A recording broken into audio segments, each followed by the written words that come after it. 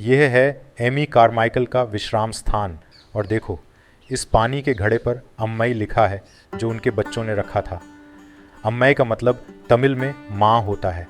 18 जनवरी 1951 को वे हमें छोड़कर चली गईं। मैं 700 किलोमीटर दक्षिण में यात्रा कर रहा हूँ। तिरुनेलवेली ज़िले में एक जगह है जिसे डोनावुर कहते हैं। यहाँ 125 साल से अपनी संस्कृति, प्रकृति और लोगों को संभाल कर रखा गया है। यह एक ऐसी जगह है जिसने अनगिनत महिलाओं को सशक्त बनाया, अपलिफ्ट किया और बचाया। इसकी विरासत, आर्किटेक्चर और कहानियाँ आज भी इंस्पायर करती हैं। यह है डोनावुर की एमी कारमाइकल की कहानी।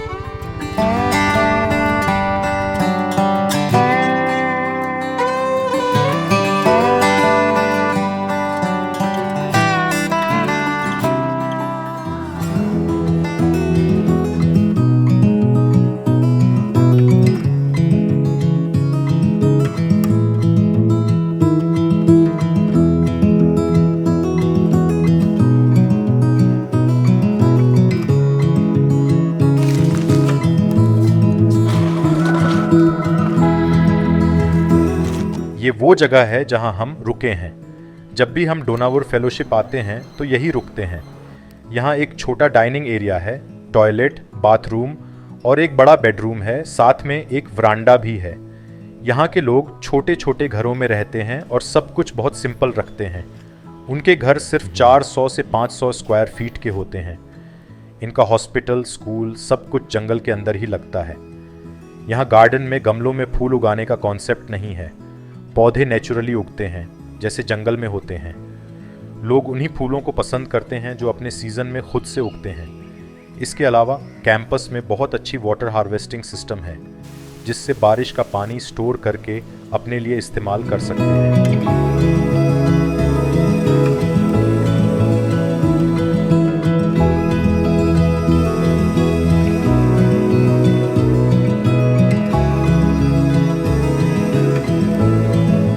द्वितीय विश्व युद्ध के दौरान पूरी दुनिया अशांत थी। उस समय भारत ब्रिटिश शासन के अधीन था और ब्रिटेन और जर्मनी के बीच के संघर्ष में फंस गया था। उस समय भारत में कई जर्मन्स रह रहे थे, जिनमें से कुछ डोनावुर फेलोशिप में भी थे। चूंकि जर्मनी और ब्रिटेन युद्ध में थे, भारत में रह रहे सभी जर्मनों को देश छोड़ने का आदेश दिया गया। डोनावुर में रह रहे जर्मनों को भी जाना पड़ा। इसी समय एमी कारमाइकल ने एक टावर बनाने का निर्णय लिया, जिसे टावर ऑफ पीस कहा जाता है। यह टावर प्रार्थना के लिए बनाया गया था, ताकि युद्ध से परेशान दुनिया में शांति के लिए दुआ की जा सके। इस टावर में एक मैनुअल क्लॉक है, जो इलेक्ट्रिसिटी से नहीं चलता, बल्कि वेट ड्रिवन मैकेनिज्म से काम करता है। हर घंटे इसकी घंटी बजती है, ठीक वैसे ही जैसे 100 साल पहले बजती थी। उस समय यह टावर पूरे गांव के लिए एक महत्वपूर्ण लैंडमार्क था, जो आशा और प्रार्थना का प्रतीक बना। आज भी 100 साल से ज़्यादा हो जाने के बाद ये क्लॉक अब भी सही से काम कर रहा है, जो यह दिखाता है कि डोनावुर फेलोशिप ने अपनी विरासत को कितनी अच्छी तरह से संभाला और अपनी इमारतों को बड़ी देखभाल से संरक्षित किया है। अभी हम एमी कारमाइकल का घर देखने जा रहे हैं, जो कैंपस के आखिरी छोर पर है। मीमा अका हमें वहाँ ले जा रही है। यही वह जगह है जहाँ एमी कारमाइकल ने अपना ज़्यादातर समय इंडिया में बिताया। यह है एमी कारमाइकल का घर, जहां से उन्होंने डोनावुर फेलोशिप का पूरा काम संभाला। यहीं से उन्होंने फेलोशिप के बच्चों और लोगों की देखभाल की, प्रार्थना की और कई किताबें लिखीं। अगर आप अंदर जाएंगे तो आपको बहुत सारी किताबें देखने को मिलेंगी। धार्मिक किताबें, प्रकृति और जानवरों के बारे में किताबें। वह पढ़ने की बहुत शौकीन थीं। उन्हें पहाड़ों से बहुत प्यार था और यह उनके हर कमरे में दिखता है। उनके प्रार्थना कक्ष, बेडरूम, हॉल, हर जगह पहाड़ों की तस्वीरें लगी हुई हैं। उन्होंने स्विट्ज़रलैंड, हिमालय और कई अन्य जगहों के पहाड़ों की तस्वीरें अपने घर में सजाई थीं। आज ये जगह प्रार्थना के लिए इस्तेमाल होती है। डोनावुर फेलोशिप के लोग यहाँ आकर ईश्वर से मार्गदर्शन मांगते हैं और शांति महसूस करते हैं। यह घर सिर्फ एक इमारत नहीं, बल्कि उनकी आत्मा और सेवा का प्रतीक है।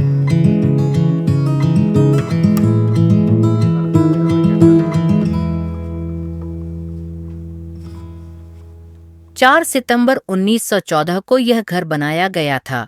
एमी कारमाइकल 1901 में भारत आई थी और इस घर के बनने से पहले वह नर्सरी में रहती थी और वहीं से डोहनवुर फेलोशिप का प्रबंधन करती थीं। 1931 में उनके साथ एक दुर्घटना हुई जिसने उनकी जिंदगी बदल दी। उस समय उनका गांव में एक छोटा सा घर था जो बहुत पुराना हो गया था और उसकी मरम्मत की जरूरत थी। एक शाम वह कुछ लोगों के साथ कार में उस घर को देखने जा रही थीं कि मरम्मत का काम कैसा चल रहा है। रास्ते में उन्होंने प्रार्थना की कि जो भी परमेश्वर की इच्छा हो वह उसे स्वीकार करें। अंधेरा हो चुका था और उनके पास टॉर्च नहीं थी। जैसे ही वह घर की ओर बढ़ीं, वह एक गहरे गड्ढे में गिर गईं और उनका पैर बुरी तरह टूट गया। उस समय पास में कोई अस्पताल नहीं था, इसलिए उन्हें बैलगाड़ी में बैठकर नेयोर, कन्याकुमारी तक लंबा सफर तय करना पड़ा। वहां डॉक्टर समरबेल, जो एक अंग्रेज डॉक्टर थे, ने उनका इलाज किया, लेकिन चोट इतनी गंभीर थी कि वह अगले 20 सालों तक बिस्तर पर पड़ी रहीं। इन 20 सालों में एमी कारमाइकल ने हार नहीं मानी। उन्होंने बहुत सारी किताबें लिखीं और अपनी सेवाएं जारी रखीं। वह किताबों की बहुत शौकीन थीं और इंग्लैंड से लोग उनके लिए ढेर सारी किताबें भेजते थे, जिन्हें वह बहुत ध्यान से पढ़ती थीं। 20 साल की पीड़ा के बाद 1951 में उनका निधन हो गया। यह घर सिर्फ उनका निवास स्थान नहीं था, बल्कि वह जगह थी जहां उन्होंने प्रार्थना की, लिखने का काम किया और अपनी शारीरिक कठिनाइयों के बावजूद सेवा जारी रखी। ये जगह एमी कार्मिकेल की समाधि है। उनकी याद में उनके बच्चों ने यहाँ एक पानी का मटका रखा है ताकि गर्मी में पक्षी आकर पानी पी सकें। यहाँ कोई समाधि पत्थर नहीं है, लेकिन फिर भी उनकी यादें और उनका प्यार लोगों के दिलों में हमेशा जिंदा है।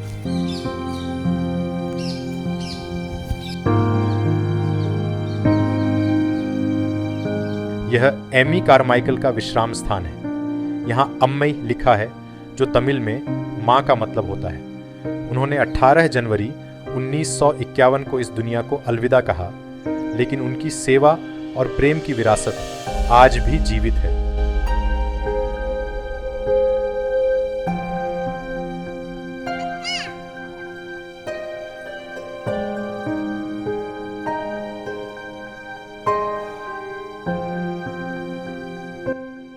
दोहनवुर फेलोशिप में जब बच्चों की संख्या बढ़ने लगी तो एक हाउस ऑफ प्रेयर बनाने की ज़रूरत हुई।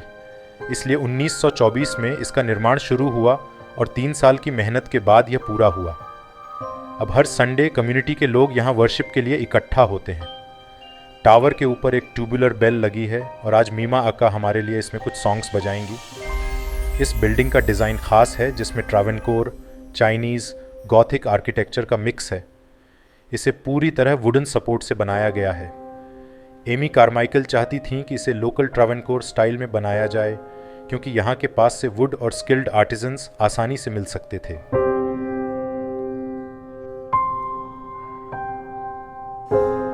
हाउस ऑफ प्रेयर के ठीक सामने अयिकारे नाम की एक जगह है, जिसका मतलब है मिलाप का स्थान। एमी कारमाइकल ने इसे इसलिए बनवाया ताकि जो भी चर्च में प्रार्थना करने आए, वे पहले अपने दिल की किसी भी कड़वाहट या विवाद को सुलझा सकें। यह जगह लोगों को याद दिलाती है कि सच्ची प्रार्थना वही होती है जब दिल में किसी के लिए भी नाराज़गी या गुस्सा न हो। यहाँ आकर लोग पहले शांति और मेल मिलाप कर सकते हैं, फिर हाउस ऑफ प्रेयर में प्रवेश कर सकते हैं।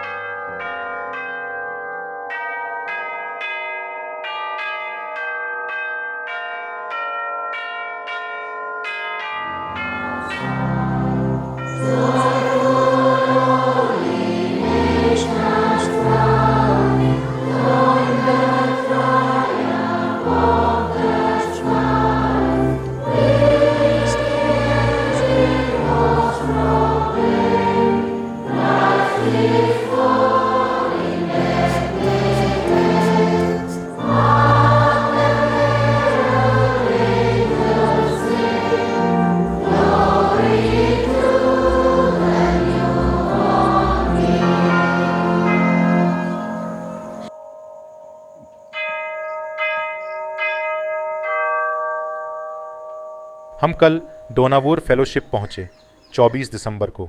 आज 25 दिसंबर यानी क्रिसमस का दिन है। यहाँ का क्रिसमस सेलिब्रेशन थोड़ा अलग और ख़ास होता है। लोग सुबह जल्दी उठते हैं, सिर पर फूल लगाते हैं, फिर खेत में इकट्ठा होकर क्रिसमस मनाते हैं। वहाँ सब मिलकर पारंपरिक गीत गाते हैं, जो सालों से इस जगह की एक ख़ास परंपरा रही है।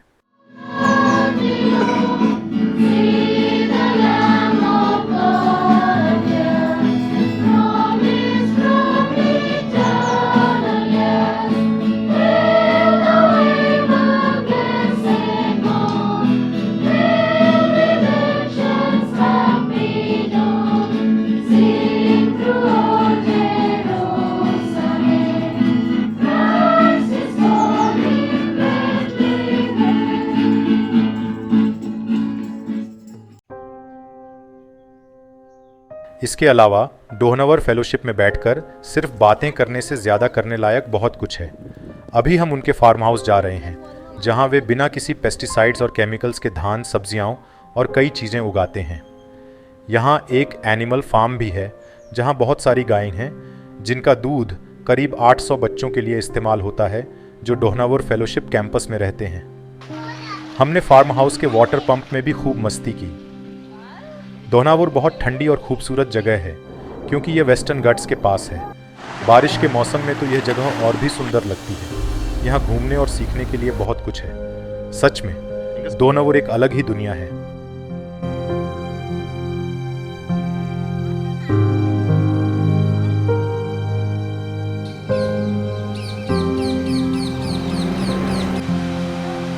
यह परम सुखशालय है, जो डोनावुर फेलोशिप द्वारा चलाया जाता है। हर दिन यहाँ सैकड़ों मरीज अलग अलग बीमारियों के इलाज के लिए आते हैं।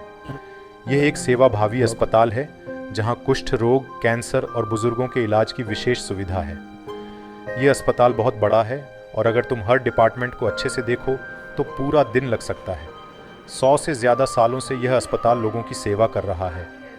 इसे एमी कारमाइकल ने शुरू किया था और आज भी 110 से 120 साल बाद यह उतनी ही लगन से काम कर रहा है, लोगों को ज़रूरी इलाज और मदद दे रहा है।